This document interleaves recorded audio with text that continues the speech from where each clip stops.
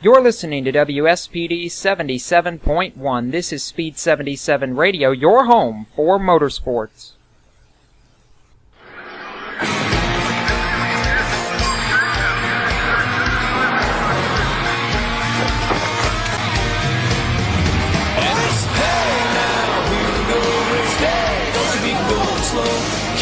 Pedal down on the floor, push it to the top, can't take no more. Been there since the flag came down. Be here to the last lap around.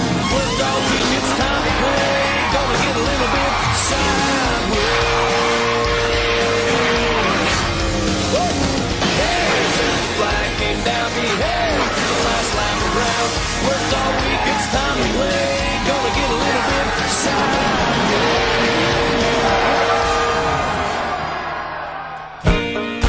Good evening, race fans, and welcome back to Speed77 Radio, powered by Race Chaser Online, and perhaps tonight may be the most controversial episode of Motorsports Madness that we've ever aired here on Speed77 Radio. We're going to have a lot to talk about, probably none more so newsworthy than all the NASCAR action from Richmond and actions that changed the outcome of a championship. We'll have IndyCar action, and we'll have a live interview from the sprint car world, and it all happens right now on Motorsports Madness. We're glad you're along for the ride. Hello everyone, and welcome to Speed77 Radio, powered by Race Chaser Online, and another edition of Motorsports Madness. I'm Jacob Seelman, the voice of Speed77 Radio, and we've got a lot to talk about tonight. I'm joined out of our two remote studios in Charlotte, North Carolina and Boise, Idaho, by my colleagues tonight who are going to help me analyze most of the action, DJ Everett and Tom Baker. DJ, first off, good evening to you out there on the West Coast, and boy, what a controversial weekend in motorsports we had. It sure was. I tell you what, it's probably one of the biggest weekends in racing motorsports this far this year. All I know is I got my Kellogg's Avengers gummy bears going here. I've got my water going here. I'm strapped in, ready to go, Jacob. Never can get away without the food reference. And out of Charlotte, North Carolina, the third member of our team, Tom Baker, a team full throttle. Tom, I tell you what, so much controversy surrounded this weekend that we may not even be able to fit it all into a full hour tonight, but just so many opinions, so many differing opinions that we're going to have so much to cover here on Motorsports Madness. Well, the cool part about it is that, you know what, there actually was some other racing that took place besides what happened in Richmond. So yes, we're going to cover that top to bottom. However, we're also going to be covering some other types of racing as well. We've got some great guests lined up. Should be a lot of fun, man. I'm psyched to get going. I'm pumped to get going, and we're going to start off with the headline story from the weekend, and that's the NASCAR Sprint Cup Series regular season finale from the Richmond International Raceway, the final race to make the chase, the Federated Auto Parts 400. You had 10 drivers fighting for 5 spots, including 3 former champions in Kurt Busch, Jeff Gordon, and Brad Keselowski. We knew they weren't all going to get in. We knew the defending champion, especially Keselowski, was a long shot. But he goes out and tries to prove us all wrong, leads more laps than anybody, 172 of the 400 laps, and looks like for a while that he's going to win and actually win his way into the chase on the final night. That drive falls short. Then you've got Jeff Gordon, who set the track record en route to the pole. We thought he was going to challenge for a win and lock himself into the chase. That drive fell short, and it came down to 2 drivers who have fought for the wild card position all season in Martin Truex Jr. and Ryan Newman, jockeying positions back and forth all night. We knew it was going to come down to something special, something exciting. We just didn't expect all the controversy. In the closing laps, 6 laps to go, Truex's teammate Clint Bowyer spins coming off turn 4 while Newman leads the race. That sets up a final session of pit stops in which Newman comes out 5th. Ultimately, Carl Edwards wins the race on another controversial restart where he beat the actual leader of the race, Paul Menard, to the line. Newman comes up 1 spot short. Truex gets in on a tiebreaker, and Jeff Gordon, who before the final caution had been in the top 10 in the chase and relegated Joey Logano to a wild card position, was out as well by controversy from Michael Waltrip Racing. We thought that was the end of the story. it was not. NASCAR announcing late last night penalties and sanctions to Michael Waltrip Racing in the form of $300,000, probation for all 3 team crew chiefs, Brian Patty, Scott Miller, and Chad Johnston, an indefinite suspension for team general manager Ty Norris, and 50 driver and owner points from the 15, 55, and 56, which bumps Truex from the second wild card out of the chase, puts Ryan Newman in. Boy, oh boy. Tom, I'm going to start with you here on this one. They're calling it Spingate for the action started by Clint Boyer that ultimately led to what they thought was a spot in the chase for his teammate Martin Truex, but NASCAR did not see it that way. And we failed to mention in all this that Brian Vickers was pulled down pit road to give Truex another position on the racetrack that ultimately affected the final results as well. Tom, first off, there's not much you can say about what Michael Waltrip Racing did other than NASCAR called him out on it. Well, yeah. I mean, I've seen all kinds of differing opinions out there in social media land, and I've talked to several people on the phone, different means of communication today. Everybody has their own take on this, but the bottom line is this: when you do something wrong and you get caught, you get punished.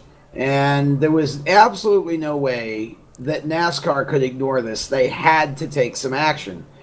The irony of this, and I don't know if you guys even know this, because the only reason I know it is I just happened to be, while I was having dinner earlier, I had ESPN on. They actually had Clint Boyer in studio today, and Clint said that he was one of the first things he did when he found out about the decision last night was called Ryan Newman and congratulated him on making the chase and told him he thought it was the right thing. So here's how this seems to go down here. Michael Waltrip Racing commits all kinds of nefarious, malicious, well, not malicious, that's the wrong word, nefarious behavior, manipulates the outcome of a race, kind of brags about it afterward, gets caught, then gets called out on it, then throws Ty Norris under the bus.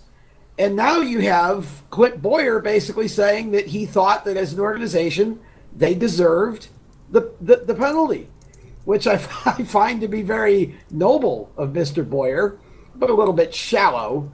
Very interesting stuff. I think NASCAR made the right call almost.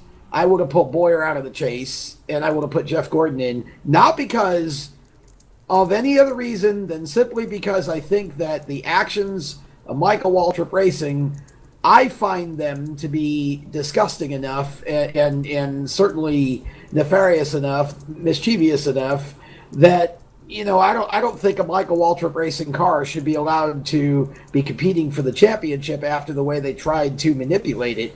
And so I thought it would have sent a much stronger message had they actually pulled both of their cars out of the chase and put Gordon in, because he would have been the next eligible car. To me, that was the right thing to do. But I'm happy that NASCAR at least took Truex out and put Newman back in, because you really just had to do something. There are so many reasons I've heard from folks about why this, what MWR did was okay. And to me, they're just all nonsense. You can't say, well, people spin out intentionally all the time. Well, people rob banks all the time. That doesn't make it right. That doesn't make it a good thing to do. You can say, well, NASCAR, they throw yellow flags when there is no reason to throw a yellow, the whole phantom debris caution thing. Well, if that's what they're doing, that's wrong too. But quite simply put, you can't ignore what happened. And so I'm happy that NASCAR did what they did, and I'll be interested to hear DJ's take on it as well. DJ, I know you've got something to say. You've always got something to say when it comes to controversy. What are your thoughts on Spingate? Who, me? I'm kind of quiet and soft-spoken, don't you know that, Jacob? But anyway, yeah, we're going to talk about Richmond, what happened Saturday night. I was actually just talking to my guest here. Johnny the Jet Giesler just walked in. He's all ready to go for the interview later on tonight, so I was kind of talking to him a little bit. But let's get back to Richmond here real quick. Yeah, I've seen some stuff happen in NASCAR over the years. The most recent spin gate that happened was at Bristol Motor Speedway sometime back with Dale Earnhardt Jr., where he intentionally spun to bring out a caution flag for whatever purpose he was trying to get at. But, the chase, to try to get in the chase, it's always controversial. You knew something was going to happen here at Richmond. You just didn't know that it was going to end up like this in a spin gate kind of a situation. The replays, the in-car camera showed, the in-car communication showed between crew chief, driver Clint Boyer, and spotter that the evidence was there, that he intentionally spun his car out to try to get his teammate Truex Jr. into the chase. And for a moment he did, until NASCAR analyzed it and said, this is not going to happen. So therefore, Martin Truex Jr. is out. We put Ryan Newman back in. I agree with Tom that NASCAR did have it half right. They did the right thing, putting Ryan Newman back in, because he would have won the race if Spingate didn't happen. The only thing I don't agree with, as well as others that I've heard all weekend long, is that Clint Boyer walks off scot-free without anything. And the first thought is, well, you know what? Let's yank Clint Boyer out of the chase as well, and maybe throw Jeff Gordon in the chase, because he would have been in the chase if Spingate didn't happen as well. But NASCAR has got to do what they have to do within the rules, and Clint Boyer for now is in the chase. But I still think Clint Boyer should have received something, like maybe a 50-point penalty to him or a 100-point penalty to him as well at the start of the chase would have actually put him out of the chase altogether. So. That's my take on it. I think Clint Boyer kind of got off scot-free, and he should have gotten something a little bit about it as well. Well, actually, they did take points, but it didn't change his position in the chase. The reason that the thing we have to keep in mind here is, we don't want to get so focused on the spin that we forget about what happened after the spin. The spin, you can't prove without a doubt, beyond a shadow of a doubt, that he spun the car on purpose. But if you listen to the motor, if you watch his hands in the wheel, Dale Earnhardt was saying it was like he was trying to stop in the corner so he could spin the car safely. There seems to be more than enough evidence. But remember that Brian Vickers was made to pit when he didn't have to pit, and both Vickers and Boyer were intentionally lost one lap each, so that they could be then on the same lap as Joey Logano, who had made up one of his 2 laps, so Logano could pass them and gain enough track positions in order to crack the top 10 in the points, therefore not having to use the wild card, leaving it open for Truex. So, we got to realize here that they were scheming and manipulating all the way basically to the end of the race. It wasn't just the spin. And that's why I hate the label spin gate, because it only focuses on what started the chain of events, not the only event. And so I think there's, we have to keep in mind that this was a multi-tiered, devious little plan that these people were concocting. And I laughed at the fact that they tried to pass this off as, well, the decision for Vickers to pit was a last-second deal on Ty Norris's part. No, it wasn't. There were other people who knew about it, and other people who told Ty what the situation was, and that's why Ty made the call. Ty could not possibly have had all the information he needed up there on the spotter stand to make that call by himself, and I thought it was pretty sad that they were basically tossing him under the bus. But of course, then they peeled him off after he became bus pizza. After the bus ran over him, they peeled him up off the pavement and said, well, we're still behind him, though. We're still 100% behind him. Whatever. I just thought it was the whole thing was handled poorly. Oh boy, that it was. I can't believe it. It's a unanimous decision. We're all in agreement that NASCAR got it half right. How often does that happen in this studio? I'll answer that. It usually doesn't. But that's a little scary. It is a little scary, but I'll tell you what. Race fans, we're going to take a break here, but when we come back, we'll take a look at the unprecedented penalties that NASCAR hit MWR with and break down if something more could have been done. When we come back, you're listening to Motorsports Madness here on Speed77 Radio, powered by Race Chaser Online. We are your home for motorsports. Hey, buddy. Who are you guys? Matt Anderson, Phil Rose. Coke brand. Are you with the Coke or Coke Zero? Coke brand. People don't understand that Coke Zero infringed on our taste. We can't have Coke Zero in the winner's circle, being hoisted for that traditional drink. These Coke Zero guys are taste infringers. They're soda pirates. Would you be willing to throw a race? I don't think so. No, it's all about winning in our sport. Maybe it's trying to win third. Yeah, maybe it's trying to win fifth. Teach the kids of America it's okay to be 27th. You try. What you're coming up with is preposterous. Let's back off the word throw. What if you enjoyed the track for longer than the other competitor? Yeah. Let's look at it as track enjoyment. Let's put it positive. You're a legend. You don't have to prove anything. You don't have to prove anything. Maybe now's the time to stop and smell the roses, but on the track. Then nobody will really associate Coke Zero with Victory Lane. Probably get us suspended. Well, Tony, come on, you're pretty comfortable with that. Da, da, da, da, da. My name is Joe Thompson. I'm 29 years old and I have a career that I love as a systems analyst. Career. It still sounds cool to say that word. I never could have gotten on this path without a college degree. And if the college me were here, he'd tell you. I never would have gotten to college without Big Brothers Big Sisters. I could have ended up anywhere, on the streets even. But college, Joe Thompson, not likely. My big brother helped me out. He taught me I could do anything, at a time when a lot of people were saying just the opposite. And to a 7-year-old, that means a lot. My big brother's name is Phil. And Phil is the reason that this 7-year-old grows up to be a systems analyst. Whether you donate money or time, you're helping Big Brothers Big Sisters help a child. And that can last a lifetime. Start something today at bigbrothersbigsisters.org.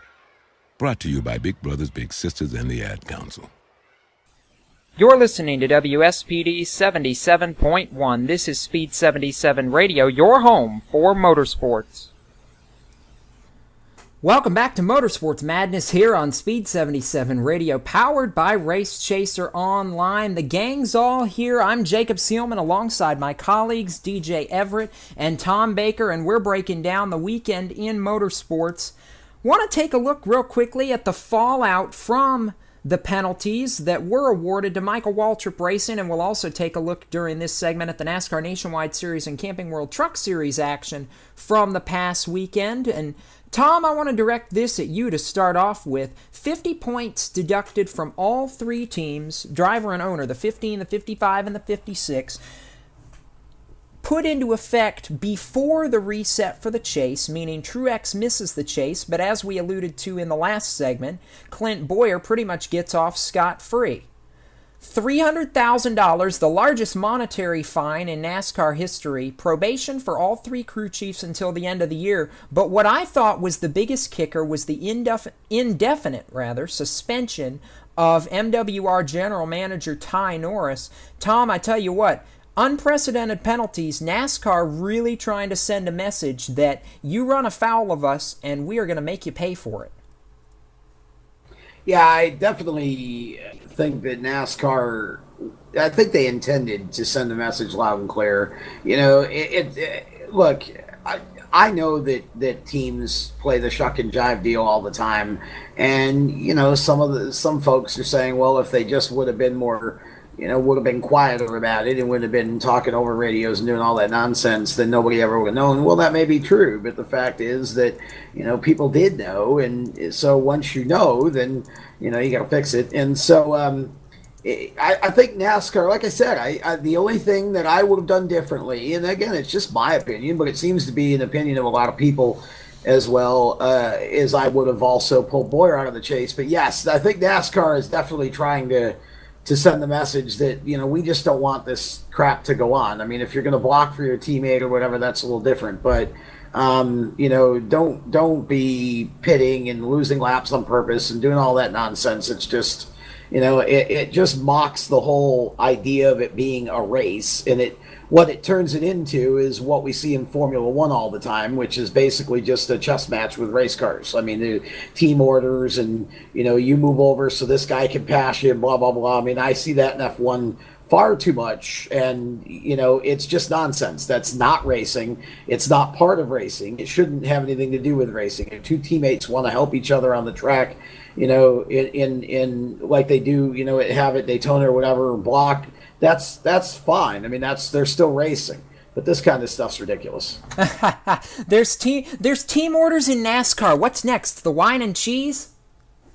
Well, yeah, I hope Joel was listening to that. That's the perfect segue into Joel for later on, our resident wine and cheeser, Joel Sebastianelli. But yeah, it's just, you know what, I'm to be honest with you, once we finished talking about it here, I was going to write a blog and I just passed on it. I said, you know what, I'm tired of even talking about it, hearing about it. I'm ready to move on. I'm ready to move into the chase because I think this has the chance to be one of the most wide open, unpredictable chase 10-race chase series in a long time, and maybe ever, because there's just so many real good quality cars here, and a few cars coming in with some big momentum, and Jimmy Johnson not. So I think there's a lot to talk about with reference to what's going to happen going forward. So it's hopefully we can just put this to bed and we won't have to hear about it anymore. Oh, I tell you what, and you're talking about the fact that this has the potential to be the most exciting chase in memory.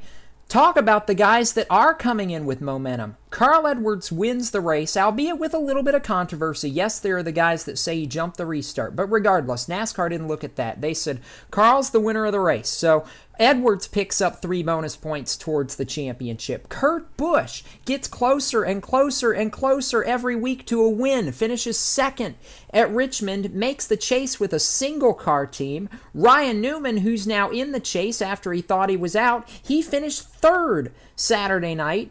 You've got guys like Matt Kenseth, the top seed heading into the chase, who finished in the top 10. I agree with you, Tom. This is as wide open as it gets. And DJ, I want to turn to you.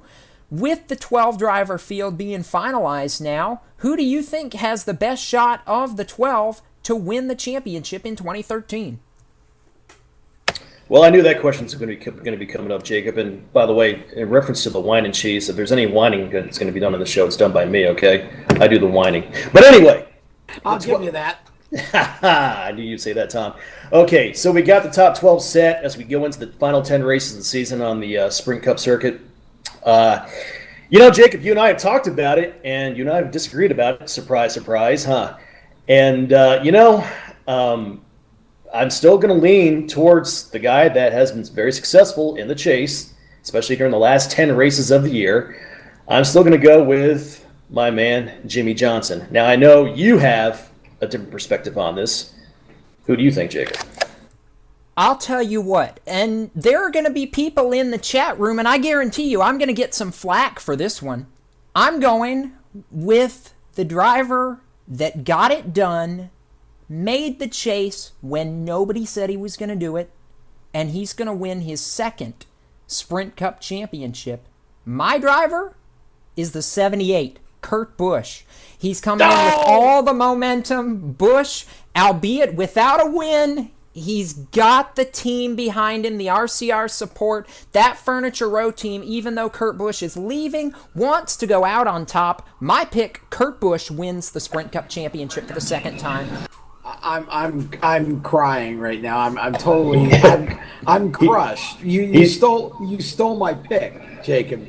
I thought I was going to be the one that I was going to be that guy, because last year I picked Brad Keselowski on my show, and I thought I said I'm going to be that guy, and I'm going to 2 years in a row I'm going to pick the driver nobody thought would win, and he's going to win, and I'm going to look like a hero. And now I got to share that with you. That's okay. I agree with you. I'm going to pick Kurt Busch. I just think there's something going on right now with him, both mentally and with the team. I mean, that, they're coming in. Kurt was smart the other day. He didn't drive over his head. No mistakes. If they can keep that up, they're fast on all the different types of tracks they're going to run on. If they can keep that up, they've got as good a shot at this as anybody, and what a story that would be. And I'm also going to tell you something else.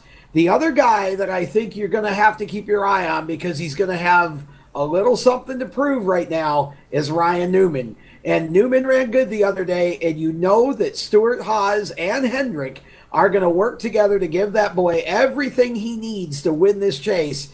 And it would not surprise me at all if he went on a bit of a streak here, not necessarily winning, but with upfront finishes, and was able to get it done. I think those two legitimately have a good shot at winning.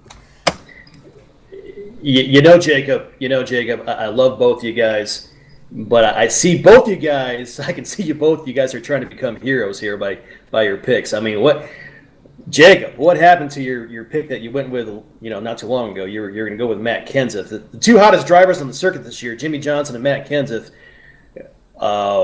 Okay, we'll just put that on the back burner, I guess. DJ, what do you quote to me all the time? You always tell me it's not about who's been hot over the whole year. It's all about what have you done for me lately. That's why Kurt Busch comes into this conversation. And as far as what have you done for me lately, let's not count out Joey Logano either. Logano, other than Richmond, had 6 straight top 10 finishes going before the debacle that left him 22nd on Saturday night. But, I wouldn't count out Joey Logano to surprise some people during this chase. Now, I'm not saying he's going to win a championship by any means, but he could do what Brad Keselowski did in 2011 and post a solid top 5 run in the points before the end of the season. With that being said... hang on a second, Jacob. I got to sneak this in here. I want to respond to DJ for a minute. It's not a question of trying to be a hero. But you know what? When if somebody asks me honestly, why would I not pick Jimmy Johnson? Because right now that team appears very lost. That's why. I just don't see him with any momentum. I think the Golden Horseshoe has been passed. And I'm not saying he can't win it. I just don't think that he's going in with any type of momentum that says to me, this is my pick this year. I just don't see it. And Matt Kenseth, you know what? That's definitely, if I was going to rate a favorite, that's who I'd pick. But I just, I like to go farther than 3 inches out on a limb, because otherwise, it's like, okay, you guys just picked all the obvious ones. And I really do believe Kurt Busch has a real good shot at winning this. And I think I stand behind that. That's not a sexy one. And sexy Tom, we won't talk about that. But anyway, we wouldn't know about that, DJ. But respectable picks on your guys' part, I will give you that. But you know what? Going back to Jimmy Johnson, in years past when he has won the championship in the chase, he has gone into the chase as kind of being lost as well. Putting in average seasons, and then for some reason, him and Chad Canals flipped the switch for the last 10 races, and bam, they're just a brand new team all of a sudden for the last 10 races, and that's what has won them championships in the past. So I'm expecting the same for this year in 2013. That's why I'm going with Jimmy Johnson. I'm hoping history will repeat itself. They hope they can flip that switch one more time in 2013 like they have in years past. But I will say this, you guys do have respectable picks. I made the comment with good reason when I said, as soon as I said Kurt Busch, the chat room was going to go ablaze. I'm seeing... especially one right here, and Tom, one of our former apprentices here, Marshall Gabel, and I see Marshall say, we've forgotten one person, and I'll give him this one. He's been Mr. Consistency in the past, but Marshall picks Kevin Harvick to win the championship, and I find that interesting just because, yes, Harvick has the 2 wins, yes, he's consistent, but I haven't seen him be able to rattle off a string of 10 straight like a Jimmy Johnson or a Matt Kenseth, and be consistent enough to be at the top of the points heap. Yes, he's had good runs, but... Yeah, I agree with you. I just don't see enough right now. Look, remember, the idea is that we're supposed to be picking who we honestly think is going to win as of sitting here right now. And I'm not saying Harvick can't. In fact, I'd like to see Harvick win, because I think it would be great to see Richard Childress get a championship before Kevin goes over to Stewart Haas. But I don't see enough there to tell me that over a 10-race stretch. And, the whole JJ thing, again, I know he's gone in on sort of a downer, in other years, but never I don't think in past years have we had the amount of real competition in this chase right now that we have this year. And I just think it's going to be harder for Jimmy to just rattle off 4 or 5 wins and, or whatever. I just think his road is going to be a lot harder. And you know what? That's what makes it fun, though, is right at the start. We have no idea what's going to happen. Chicago's certainly going to start off telling a story, and it always seems like Loudon turns the tide for whatever reason. So, some of the races like that are earlier on in the chase are going to be fun. Should be fun to watch. It's going to be fun, and we'll see it all unfold Sunday afternoon at Chicagoland. Before we wrap up the NASCAR discussion and send it back to commercial, quick updates from the NASCAR Nationwide Series and Camping World Truck Series. The Nationwide race ran on Friday night in Richmond. Brian Scott, boy, this was a heartbreaker. Scott leading 240 laps of the 250. Brad Keselowski on the second-to-last restart gets around him with 10 to go. A questionable call again, just like the call on Saturday to leave Carl Edwards out front, but Keselowski picking up the win in the 1,000th Nationwide Series race over Brian Scott. Tom, just to put a little bow on this, 25th win for Keselowski, but what a heartbreaker for Brian Scott. Yeah, it was, and I understand why people would say, well, in both cases, NASCAR screwed up. I mean, they've certainly, they've reacted to what they thought were bad starts to the past, but that's one of those judgment calls that you make at the time, and NASCAR's got to do what they've got to do. It is a shame, though, because Brian Scott drove a great race, and it was really kind of sad to see him lose it so late in the going. And Jacob, I will say this for the Boise, Idaho contingent that's listening, especially for tonight. Yes, Brian Scott did especially well Saturday night. That's all I'm going to say. I knew you were going to say something there, DJ. He is Boise's own Brian Scott. How about the Camping World Truck Series race, though? A lot of storylines again. We saw Chase Elliott crash out early. That truck just never cooperated from the drop of the green flag. Elliott goes into the wall. His first DNF period in his Truck Series career. We had Timothy Peters nearly hitting the wall. We had Ryan Blaney up front near the end. Ross Chastain dominated a lot of the event. Looked like he was going to win from the pole.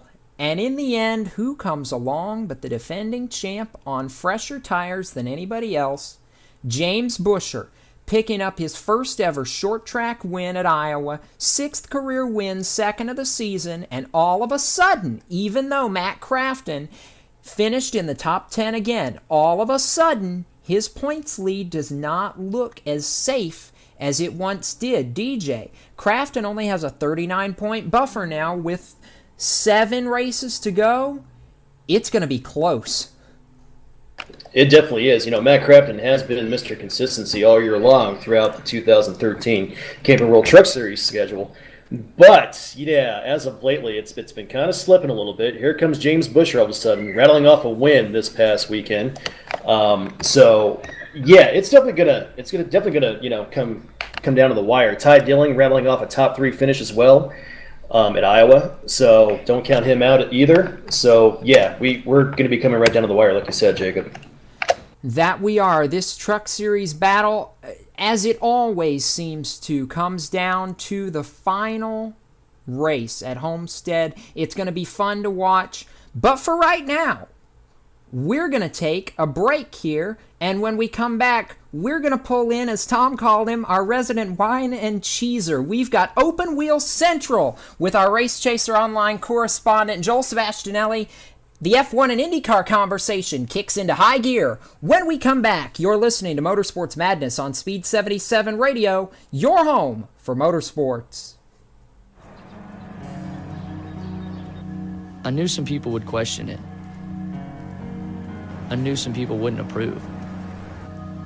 It's not just a number. It's a symbol for a great man who did great things. I don't want to erase that. I want to add to it, and I want to make my own name. I knew it wouldn't be easy, and that's why I wanted it. Austin Dillon with a checkered flag.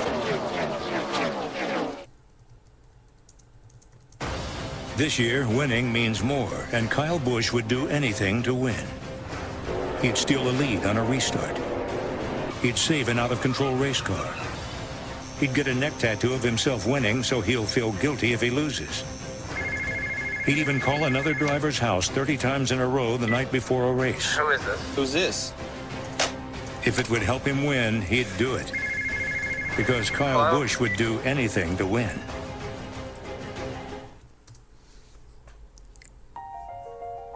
For every turn, a twist. For every start, an untimely finish. For every win, someone who loses it. For every number, a nation. For every celebration, a brawl. For every split second, years of work. For every heaven, a hell.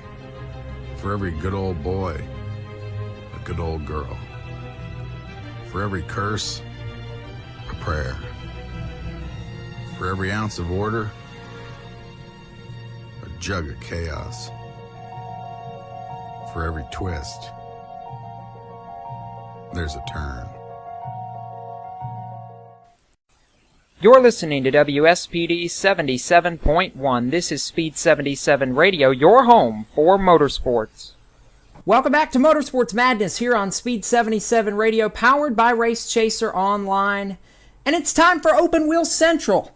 And to do that, we brought in our Race Chaser and Speed77 Open Wheel correspondent, Joel Sebastianelli. I heard Tom mention the wine and cheese, Joel, but I know you've got a lot more for us from that. And you're really the fourth piece to our national puzzle down there in Gainesville, Florida. First off, welcome to the show. Great to be on for the very first time. All right, so open wheel action, and I know there's a lot to talk about, and I know you had a very, very candid discussion with me the other day about the first news bit that we have to talk about, and that was the rumor coming out of the NASCAR garage that Tony Kanaan, 2013 Indy 500 winner and former champion, Tony Kanaan, of all people, looking to possibly go over to Joe Gibbs Racing. He's looking at his options for 2014, Joel. I know you said to me it was unlikely, but boy, I wouldn't think the conversation would come up unless there was a chance it would happen. Well, in motorsports, there's always a chance of anything happening. With Tony Kanaan, he met with Joe Gibbs Racing, toured the garage, and both Tony himself and JD Gibbs said that it wasn't an extremely high possibility, but it was something that they were looking into. If he was going to go to NASCAR, he would run a year in Nationwide in 2014, and then hopefully at some point segue over into Sprint Cup. The problem that Tony's been having is finding sponsorship. You know, up until he arrived at KB Racing, it was about a week and a half before the season when he finally found that ride and secured sponsorship. He doesn't want to go through that again. And quite frankly, he feels unwanted. Here's a guy who has 213 straight starts in the IZOD IndyCar series. He's a fixture of the series, a fan-favorite driver, and yet he can't secure sponsorship. He's one of the most popular in the series, and apparently in the IZOD IndyCar series, all that's going to get you is Hydroxycut. If it was NASCAR, you'd have Budweiser, you'd have Miller Lite, other very profitable companies that are putting their money into a very profitable driver. That's just not the case in IndyCar, and he feels a little bit unwanted, and I can't blame him. It may even make financial sense for him to move over to Brazil and race stock cars over there. He's looked into that as well. Oh boy, this is why we bring you on, Joel, because we know you're going to speak and there is no filter, and that's what we appreciate here on the Madness. Breaking down the IndyCar scene, though, now with just 3 races to go after a wild one in Baltimore. And how about this? Simon Pagenaud. We didn't expect too much more out of him. He's run well this season, got the breakthrough win at Belle Isle earlier in the season, but he really came to life again in Baltimore over the Labor Day weekend, picked up his 2nd win of the season. over some guys that we don't normally talk about on the podium. You had guys like Joseph Newgarden, Justin Wilson up in the mix towards the end, and when we come out of Baltimore, Helio Castroneves extends the championship lead. Your thoughts on a wild weekend in Baltimore and the rest of the 2013 season? You know, if there's anything we like to do in racing, we love the sport so much, and we also love to complain. And there were so many people who were saying that this Baltimore race was awful, too many cautions, they made a mess of it. I mean, come on, this was fun. This is as close to racing in a bull ring as you can get. It was like racing in a phone booth. Very, very narrow, plenty of contact. It was super fun. It got a pretty good crowd, although not as high as the crowds 1 or even 2 years ago for the inaugural race in Baltimore. But it was great. At this point, it's got to be Helio Castroneves' championship to lose. He's got nearly 50 points on Scott Dixon, 49 to be exact. The next closest competitor is Simon Pagenaud, who's 70 back, with only 3 races to go, the doubleheader in Houston and the race in Fontana. So it was a wild race, a well-deserved win for Simon Pagenaud. Survival of the fittest out there in Baltimore, but I just don't see any way that anybody else could get to Helio's points lead, especially when he's been so strong at Fontana, and he's pretty good at road courses too. Only 1 race, Sao Paulo, he has finished outside of the top 10. That is remarkable. He finished 13th. He's finished every single lap the series has had this year. The laps continue to rack up for Castroneves, and he's trying to finish off the perfect season. Boy, oh boy, but that's not the only open wheel stories. We had F1 in Monza over the weekend. We had Sebastian Vettel and Fernando Alonso. It seems like that's the story in F1 just about every race you go to nowadays. And Sebastian Vettel on the top step of the podium yet again in Italy. Oh, Joel, the march for 4 straight world championships continues. Anything out of the paddock of interest here as we get into the final races of the season? And what of the incredible march by Sebastian Vettel once again? You know, Sebastian has been phenomenal. If you break down, including his season with Toro Rosso, he's won over 27% of the races that he's entered in F1. We are entering another Schumacher-esque era of dominance in Formula One. Or maybe I shouldn't say we're entering that. We're in the middle of it. He's already won 3 straight. He's about to go for a 4th. Again, it's very similar to the Helio Castroneves situation, where I think it's his to lose as opposed to anybody else's to win. There's still 7 races to go, but he has... I don't know if it's necessarily fair to call it a stranglehold over Fernando Alonso, but the Red Bull has been so strong. He's won 3 of the last 4 races and has been on the podium in 5 of the last 6. He has been incredible, he's consistent, and he doesn't make mistakes, which is what makes it so tough to catch him. The Red Bull is so reliable, only 1 DNF at Great Britain for Vettel, so he's great, and once he gets out front, 3 laps in is normally the point in a race you have to watch for with Sebastian, because when he is out front and he storms to the front, if he can get away by more than 1 second at the end of that 3rd lap when they open up the DRS, he's gone. It's proven impossible to catch him when he gets just a 1 second lead within the first 3 laps of a race. So that's when you have to strike on Vettel. Again, he's got to lose it. I don't think anybody else is really there to win it. Vettel is well on his way to winning a 4th straight title. And speaking of other great news in Formula One, how about the possibility of Kimi Räikkönen maybe going to Ferrari? Felipe Massa tweeted today that he is done with Ferrari, adding more fuel to the fire in the rumor mill that Kimi may be going to Ferrari once again. Hey, Joel, what you hearing anything at all, either from Indy or Formula One, about Juan Pablo Montoya? Is there really any conversation from anyone at this point, other than what we knew about Michael Andretti's one talk with him there a while back? Nothing new. The drivers have said that they would love to see him back in the series. A lot of team owners have said that they would like to do it as well. But people wanted to keep AJ Allmendinger in IndyCar too. People want to keep Tony Kanaan. I think the reason we won't see Juan Pablo Montoya go over is because there's just not enough money to go around to bring him in, and not enough for Montoya to really want to be there. You'll make far more money running for a middle tier team like AJ Allmendinger's doing in the 47 starting next year with Doherty, you make more money there than you would at a top flight team in IndyCar, unless you were somebody like, perhaps Elio Castroneves. There's so much more money to be made in NASCAR that I think that's where we're going to end up seeing Juan Pablo stay. But of course, you know much more about NASCAR than I do. I can only speak for IndyCar, and so far Andretti's the only team that's come up and said, yeah, we definitely want to get this guy in, provided that we can find the money for him. Although I wouldn't put it past Chip Ganassi as well to put him in a fourth car if Tony Kanaan ends up not going there, and if James Hinchcliffe decides he wants to stay at Andretti Autosport, because right now those are the top two contenders for the fourth Ganassi seat in 2014 in IndyCar. Really? So Hinchy possibly in one of Ganassi's cars. I hadn't heard that, and I really hope he stays where he is with Andretti Autosport. I just think that's a nice team right there, and I'd like to see that stay intact. Now, let's, Joel, just for a moment, let's talk. I know that you haven't studied this quite as closely as you have the IndyCar series, but the Indy Lights series, Firestone Indy Lights, with Anderson Racing taking over the sort of direction of that series, the management of that series. What a bunch of competitive young racers they've got.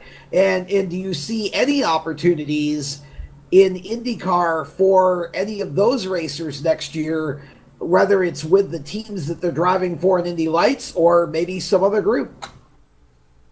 Well, seats are at a premium right now, and what you have are a lot of drivers who are very young, and really, aside from Carlos Munoz, could definitely benefit from another season in Indy Lights, I think. The season has been very competitive this year. Not as many drivers as anybody would like. You've only got, I believe, 8 guys who have run every single race this year, possibly 7. I don't know if Juan Pablo Garcia had actually started at Baltimore, even though I know he was there at the track. So depending on how you want to count that, either 7 or 8. The top 4 guys all separated by only 11 points, but they're all really young. I think Carlos Munoz, who's currently in second, 2 points behind Sage Karam. Munoz is the guy who turned a lot of heads at Indianapolis this year by finishing second and qualifying on the front row of that race. He's the only one I think is definitely ready. If you threw some of these other guys in a car, like Sage Karam or Gabby Chavez, Jack Hawksworth, who just won at Baltimore a couple weeks ago, whoever, some of those guys would be very good. Zach Veach has a future, but I think another year for all of those guys, aside from maybe Munoz, would be beneficial because there aren't that many seats to go around in IndyCar right now. Most of the drivers are situated, and the seats that are opening up, like the new 4th team at Ganassi, those are going to be looking at a different echelon of drivers as opposed to some of the guys who are proving themselves in Indy Lights. Yeah, I would suspect that if Hinchy left Andretti, you would probably see Carlos Munoz slide into that team. Would you think so, Joel?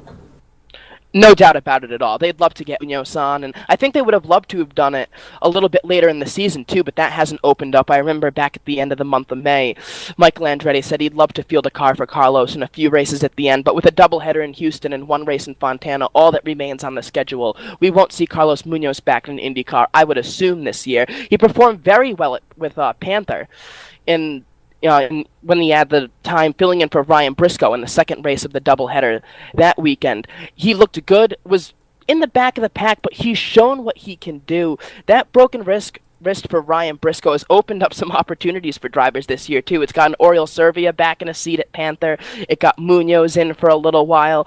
Hopefully it won't end up costing Ryan Briscoe a ride, but he's another one of the drivers in this silly season that's being talked about. Will he end up staying with Panther in the 4? Will they opt for Oriol Servia? We will see what they end up doing, but I don't see Munoz going anywhere other than maybe Andretti or some of the lower tier teams. It's a little bit too early to tell, I think, for Carlos Munoz, or to really see where anybody's going to go. But it's definitely early enough to talk about it. Oh, the dominoes. And the dominoes will continue to fall all the way through to next March when we get back to St. Petersburg. The season's not over yet, though. We've still got Houston and Fontana left for the Indy cars. And Joel, as you said, still 7 races for Formula One, so a lot of open wheel action left to be had. We appreciate all your insight here tonight, and we've been glad to have you on this edition of Motorsports Madness. Thanks a lot, guys, to be on. We're going to take a break. Take care, Joel.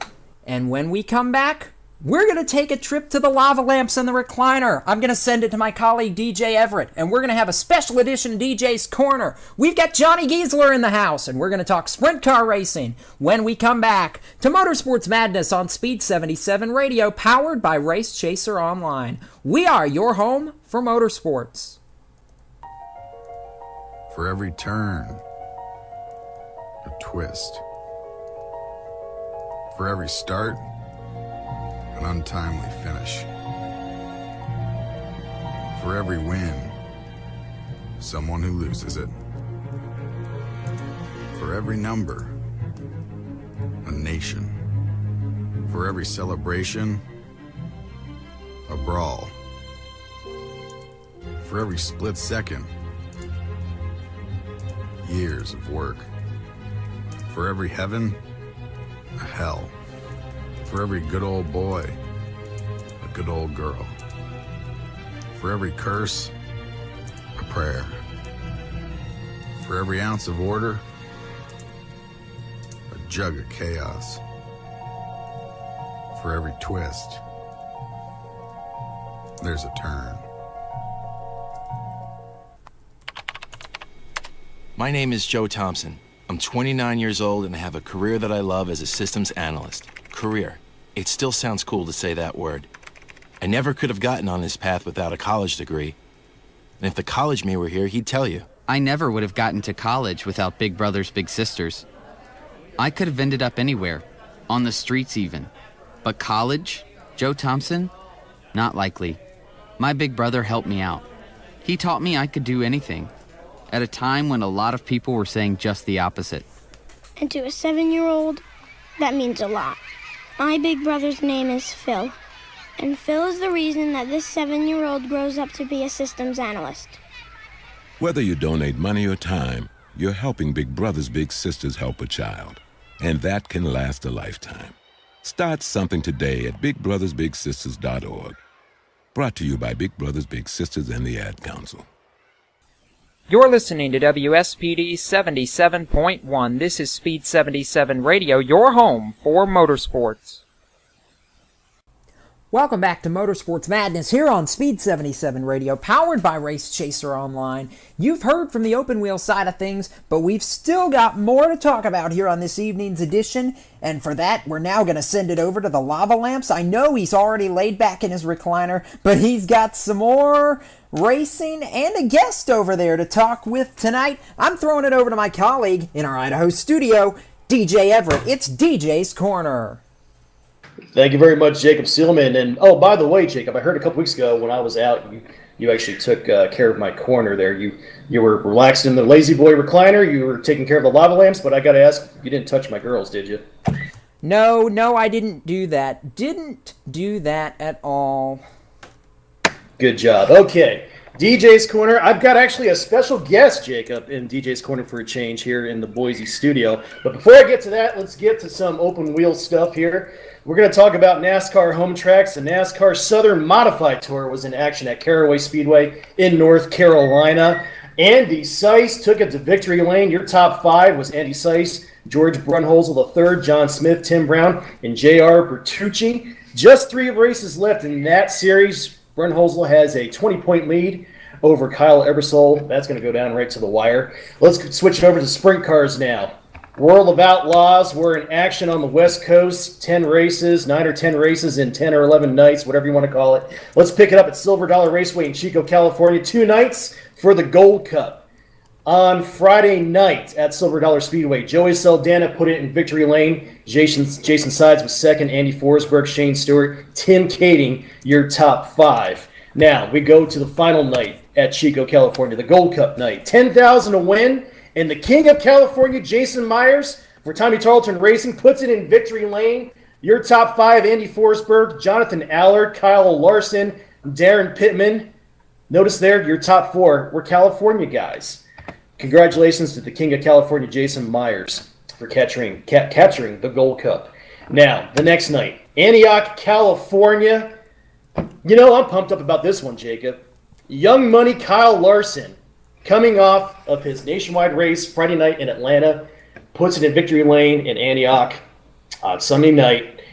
Top 5, Jonathan Aller, Tim Kading, Kyle Hurst, Chad Kemenot. Your top 4 again were California boys, okay? So I got to tell you, Jacob, the California contingent did it to the World of Outlaw regulars when they came out to the West Coast. Jacob, I know you want to comment on this. As the series went to the West Coast, they went to Skagit and they ended up down in Antioch, 10 races in between. Darren Pittman was only 19 points ahead of Donnie Schatz. Now, and I predicted this, Jacob, and I'm going to have to eat my words on this. I said Donnie Schatz was going to take over the World of Outlaw points lead. He did not. As a matter of fact, Darren Pittman stretched it out. It is now a 66-point gap between Darren Pittman and Donnie Tequila Schatz. What do you think about that, Jacob? Darren Pittman proved you wrong, DJ, and proved me right, believe it or not, because the other night on Motorsports Madness, I said that Darren Pittman was going to hang on to it as much as I wanted to pick Donnie Schatz. Look at this. Pittman almost triples the championship lead. He's in the driver's seat now, and barring something disastrous, is going to give Casey Kane Racing their first World of Outlaws championship, DJ. I didn't think it was going to happen at first, but Pittman looking like he's going to lead wire to wire. Well, we still have about a dozen races left. All roads lead to the World Finals in Charlotte, North Carolina, coming up in November. That one's going to go down to the wire. Speaking of another series that's going to go down to the wire, the USAC National Sprint Car Series took a tour down south in Arkansas. Friday night, Little Rock, Arkansas, at the I-30 Speedway. Brian Clausen puts it in victory lane.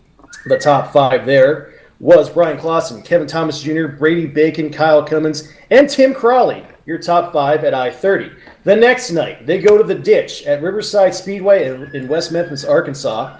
Double D, Dave Darlin puts it in victory lane. Your top 5, John Stambro was 2nd, Tyler Courtney 3rd, Tracy Hines 4th, Keaton Dobbs 5th. By the way, Double D, with that victory, ties him for 2nd on the all-time USAC Sprint Car win list with Jack Hewitt, and that only puts him 6 victories behind the all-time win list of Tom Bigelow. Now, more importantly, present day now, here we go. With about 6 races left on the USAC National Sprint Car scene, it is now a 31-point gap between 1st and 2nd. Dave Darlin has the mark right now. Brian Clausen is 31 markers behind Dave Darlin. 7 races left with the season-ending race November 2nd in Paris Auto Speedway in Paris, California. Jacob Seelman, this one here is going to go down to the wire as well as it did last year. These two guys were battling it out to the very last race of the season down in Paris, where Brian Clausen, on that final night, snuck out and robbed the victory from Dave Darlin. Looks like the roles are reversed right now. Dave Darlin's on top right now, Brian Clausen in 2nd. What do you think about that, Jacob? Interesting, but not surprising. Darlin's got the chance to stop Clausen's streak there, DJ, and I tell you what, you've talked winged sprint cars, you've talked non-winged sprint cars. Let's hear from the West Coast sprint cars. What you got for us? All right, Jacob, I got you a present this evening here.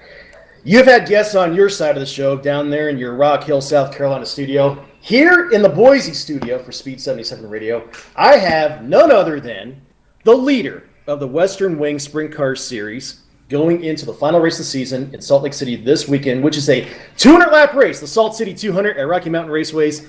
None other than, out of Meridian, Idaho, Johnny the Jet Giesler. Jacob, what do you think about that? I say it's time to get the discussion rolling. Johnny Giesler, good evening and welcome to the show. We're glad to have you from there on the West Coast. Yeah, no, I appreciate it, you guys having me on here. All right, Johnny the Jet Giesler in the house. Let's go over some stuff here. We're in preparation for the final race of the season for the Western Wing Sprint Car Series. The Salt City 200, a 200-lap affair. Unbelievable for Wing 360 sprint cars at the 3/8 mile Rocky Mountain Raceways, a fairly large track. Okay, Johnny, let's go over some personal stuff here first. You started out in box stock outlaw carts, the 5 horsepower Brooks and Stratton stuff. Okay, you were 6.5 years old then. You ran the 125cc 250cc outlaw carts. Then from there, you made the big jump to the Pepsi Sprints at Meridian Speedway, which is the non-wing division, which is also a crate motor division, I guess you would say, in Meridian Speedway. Is that correct? Yeah, it's a GM crate motor. Okay, get this, Jacob. Johnny here was also the Pepsi non-wing sprint car champion at Meridian Speedway 2008, 2009, 2010, 3 years in a row. Okay, here's some more stats for you, Jacob. The 2010 Idaho News Racing Driver of the Year. Okay, the 2011 Rookie of the Year at Meridian Speedway in the Wing 360s, his first year in the Wings, with the Wings. He's also the 2011 Rookie of the Year in ASA, NSRA, Western Wing. 4 main event wins in 2011. Okay, at one time, PavementSprint.com rated him as the #1 pavement sprint car driver in the country, if you can believe that. Our own Meridian, Idaho, Johnny Giesler, the #1 pavement sprint car driver in the country. The Diamond Cup winner in 2011, the Diamond Cup winner in 2012, one of the probably the biggest prestigious race of the year at Meridian Speedway as far as wing sprint car racing. Last year he was the 2012 Firecracker 50 winner at Meridian. The 2012 Naylor Memorial winner at Meridian. He was the first driver to win that race back-to-back since Davey Hamilton did it. He was the 2012 Northwest Asphalt Speed Weeks champion. Now let's talk about this year, 2013.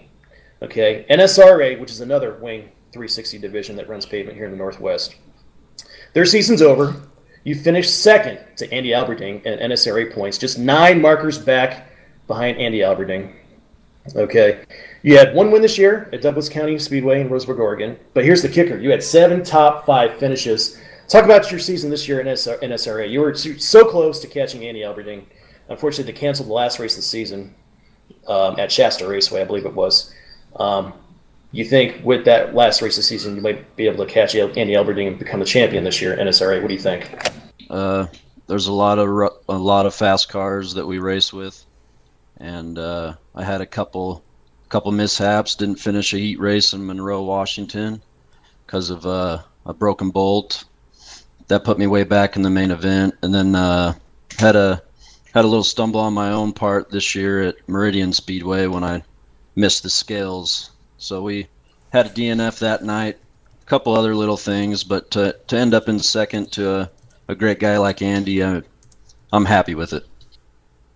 So that's your season in NSRA for 2013. Now let's talk about the 2013 Western Wing season. That's not over. We still have 1 race left to go. You are the points leader right now going into that final race, the big 200-lapper in Salt Lake City. Right now you are 15 markers up on Andy Alberding, so the roles are reversed. You are now the points leader over Andy. Okay. Can you tell me what do you predict out of this race in Salt Lake City this coming weekend? You be able to hold on to that points lead at the end of the race? Yeah, we're definitely going into it looking big picture. It's a long race, a lot of race cars, a lot of fast race cars, and I'm just going to be trying to stay ahead of that 76 car. There you go. Well, you've been doing that quite a bit this year, staying ahead of a lot of guys this year in the Western Wing season. 2 wins on the year with Western Wing, May 31st at Meridian, July 19th at Douglas County Raceway in Roseburg, Oregon. You must like that track in Roseburg. You got 2 wins there, 1 in NSRA and 1 in Western Wing. You must definitely like that track. You have 7 top 5 finishes this year with the Western Wing, so that makes a big difference there. So let's talk about this race at Salt Lake City now. This brings us to the 200-lapper in Salt Lake City. You never really have faced anything like this before, this many laps. Is that correct? No, you're right. I raced a couple 100-lappers, but at 200, that's a little different story. So tell us about the format. I can imagine you guys aren't going to be running all 200 laps from start to finish. I guess it's going to be broken down into segments. What's the format for this race? Yeah, it's 4 50-lap segments with, I'm guessing, 10 to 15-minute intermissions between each one to change the tires, fuel the car, change anything you want, that kind of thing. Good deal. Now, do you know what the purse is? Well, more importantly, what does it pay to win? I think I heard somewhere it was $7,500 to win. Is that correct? Yeah, that's right. That's big money for you guys, especially on the Western Wing circuit. So, go ahead, Jacob. You're going to ask a question? I've actually opened it up. We've got a couple questions for Johnny coming in from the chat room right here this evening. First question coming from Angela Dixon, and Angela asks, Johnny, what's your favorite track to race at? You know, I like the little short bull rings like Meridian Speedway and Madera, California, but I think one of my favorite tracks is Monroe, Washington, and that's just because of the speed that we're doing. The fast track out there in Monroe. And one more question out of the chat room this evening. Justin Espinola asks, any track concerns going into the 200 lapper at Salt Lake City, or is everything status quo, you ready to rock? No, we have plenty of work to do still left at the race shop before we head down there Friday, but we'll be ready. I also want to give a shout out to one of the people that you just mentioned, Angela Dixon. That's actually Johnny Giesler's mother chiming in the chat room, so glad to have Angela Dixon in the chat room. Another question in the chat room from Riley Mitchell. Johnny, how do you like your sprint car this summer? How did it run this summer in your opinion?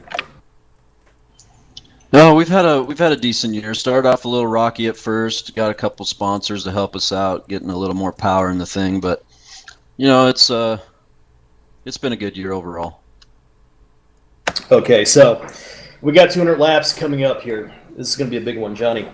So how do you prepare for something like this? You said the most you ran before was 100 laps, maybe at Meridian Speedway, which is a quarter-mile bull ring in Meridian, Idaho here. But how do you prepare for 200 laps at Rocky Mountain Raceways? Rocky Mountain Raceways, obviously, quite a bit bigger than Meridian Speedway. How do you prepare for this? Do you do any extra training? I know you into working out as well. What do you prepare for something like this? Yeah, you know, I've been trying to keep my cardio up as best I can. I've been pretty busy with work and racing, as you can imagine, but I think more of a mental state goes into the picture than just the physical.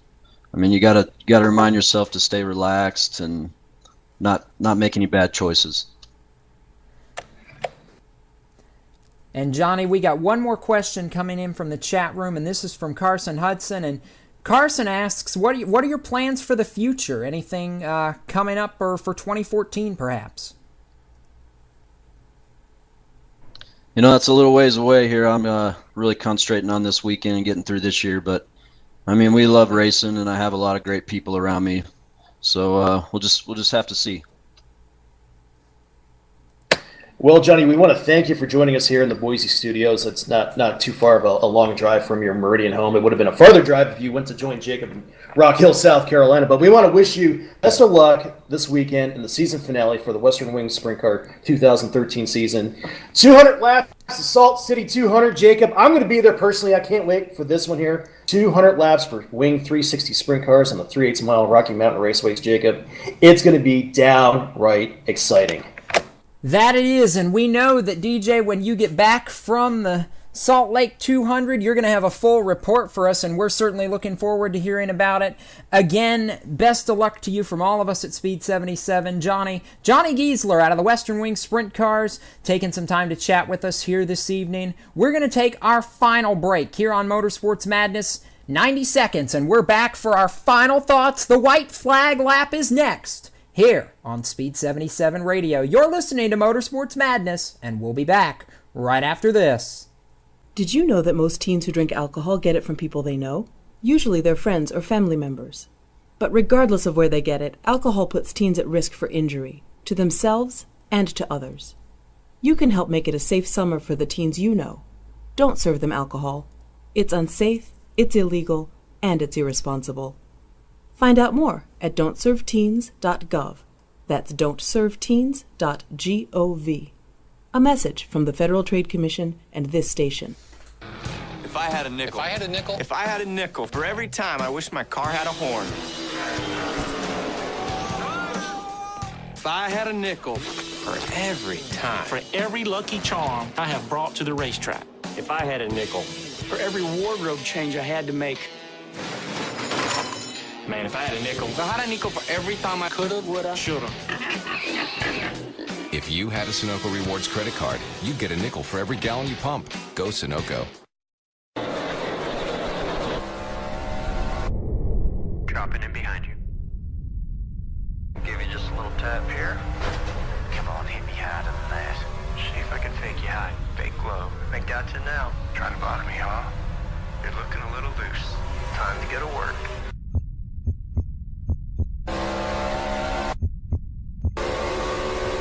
See ya.